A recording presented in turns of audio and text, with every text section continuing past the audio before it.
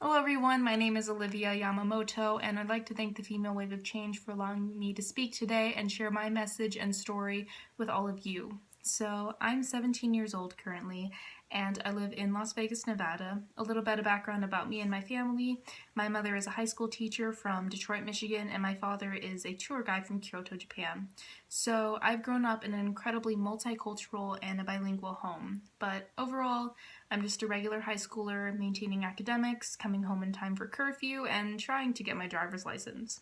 But I have joined so many wonderful organizations that have shown me the impact that I can have on my community even as a teenager. Some of the organizations that I love working with, one of them is called Trial by Peers, where I spent an entire summer studying with lawyers, and I now serve as a peer attorney in real cases cited into the juvenile court, helping kids through the legal system and diverting them back into hopefully a better life path. I also work on an advisory committee with our school board and superintendent to try to make positive changes for all students in our very large school district of over 350,000 students.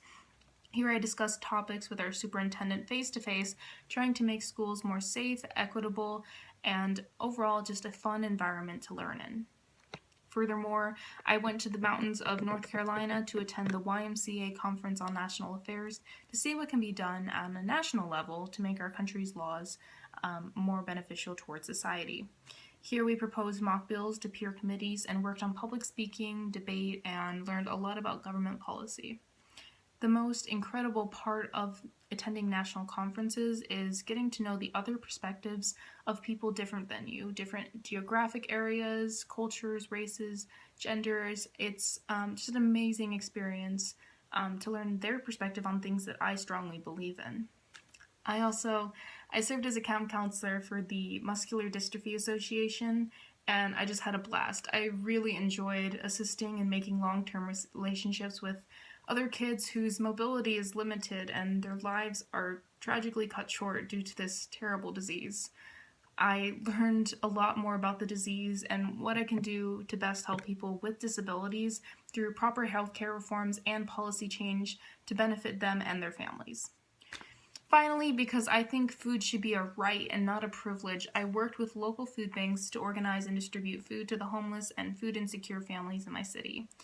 Through an organization called 3 Square, I volunteered to pack lunches for children to take home over the weekend, since a lot of children rely on the food given to them at schools, but over the weekend they don't know where their next meal is coming from.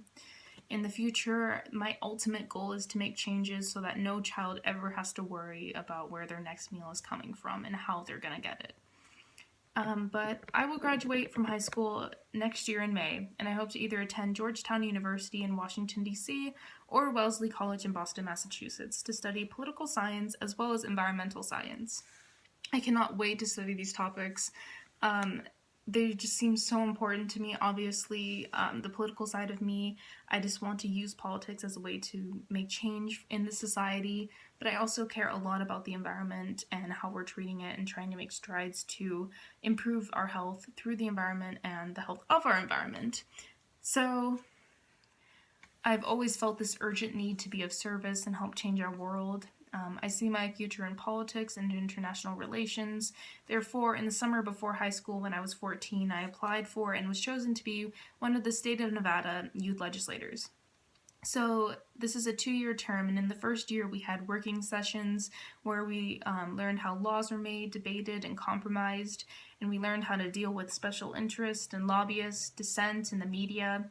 But after this 1 year, each youth legislator was asked to come up with a bill proposal that would benefit the youth of our state. We then voted to choose the one that we felt had the greatest chance to become law and most positively impact the youth of Nevada. And luckily and gratefully, my proposal was chosen. My bill was all about making sure teenagers in my state know the definition of and the consequences of sexual consent or lack thereof. I wanted to educate all students, no matter the gender, about exactly what is and isn't consent. There had been many high-profile cases in America at that time in which professional athletes, Ivy League students, and celebrities were accused of sexually assaulting women, though they claimed that the women consented to the act, even though a lot of these women were actually totally unconscious at the time. From these stories, I saw that education is the only way to prevent more of these soul-crushing crimes. Over the course of the next year, I worked with other youth legislators and state Congress people to craft a bill that not only explained the definition and the penalties of sexual assault, but also included information about other laws that teenagers are likely to find themselves the victim or perpetrators of, such as vandalism and driving under the influence of alcohol or drugs. I lobbied for and garnered the support of school districts, police departments, school administrators, teachers' unions, and community leaders. I then presented the bill to the full legislature of my state. After hearing the details and seeing the support from my entire community, my bill eventually passed and was signed into law by our governor. Because of this work, teachers will now be trained, and every student in Nevada will now receive education in their social studies classes about sexual assault. The feeling of writing and making speeches about and just getting support from and seeing my very own bill get passed into law, it really just made me optimistic about how change, even on a small state level, it can be made by anyone. I would like to thank the Female Wave of Change again for letting me share my story to such inspirational women all over the world. I am proud to be a woman, be raised by a woman, be friends with women, support women. I believe that women are the key to a better future, and this includes women of color, trans women, LGBTQ+ women, disabled women, immigrant women, women affected by sexual assault and rape, single mothers, women affected by mental illness, women of every shape and size all across the globe. We are the future. But the younger generation is also the future. We will be able to vote soon, take office, and leave our mark on the world. In America, to put it lightly, we have a lot of work to do in terms of social change. I am proud to live in America, but that does not mean that I am blind. It means that I'm holding my country to a standard that promotes world equality and peaceful relations. It means looking back into our history and recognizing it, but not repeating our mistakes. In America, there is marriage equality, and it makes me smile just thinking about it, but there are still people that openly discriminate against the LGBTQ community. We call ourselves a nation of immigrants, yet a lot of people still spew hateful and violent words at immigrants just trying to live in America. We have the Civil Rights Act of 1964, but there are still neo-Nazi and white supremacist groups rallying together while unarmed black people get shot in the streets for nothing but the color of their skin.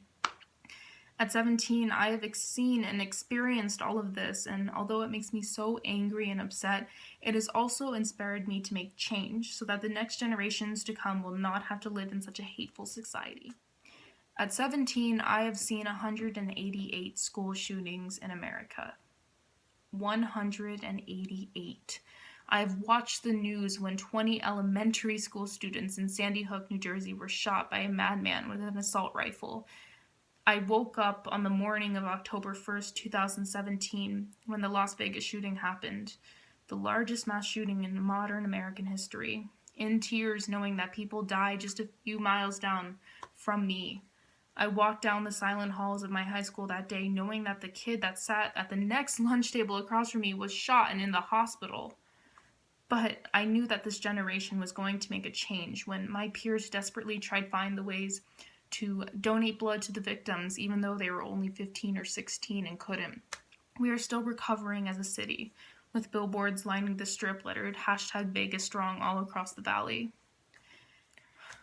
And the latest, the shooting in Parkland, Florida, killing 17 people in a school. A tragic event that sparked a movement among young people to rise up and take a stand against gun violence. On March 14th at 10 a.m., students across America walked out of their classrooms for 17 minutes to honor the 17 lives that were lost in the Parkland shooting and to demonstrate our need for change. But when this video is broadcasted on the 24th, I will also be taking part of the March for Our Lives protest, a protest that is against gun violence and to share the young people's voices. Past generations have made these problems, so I'm convinced that this generation will fix them. I have so much hope and optimism in my heart that the youth of America and the youth of the world will recognize that there are problems in our world, but ones that can be fixed with support and policy change. Again, I'd like to thank everyone a part of this amazing event. I am so humbled to even be mentioned in the same group as these wonderful, intelligent, and powerful ladies. Thank you for letting me share my story, and if there are any young people out there or any people out there pessimistic about the government or our world, I hope that my story proves that no matter how young or how small you feel, we can all do something to help our world. I wish the best to all the events happening around the world today, and to all the women and allies of women watching, I send my love and support from Las Vegas.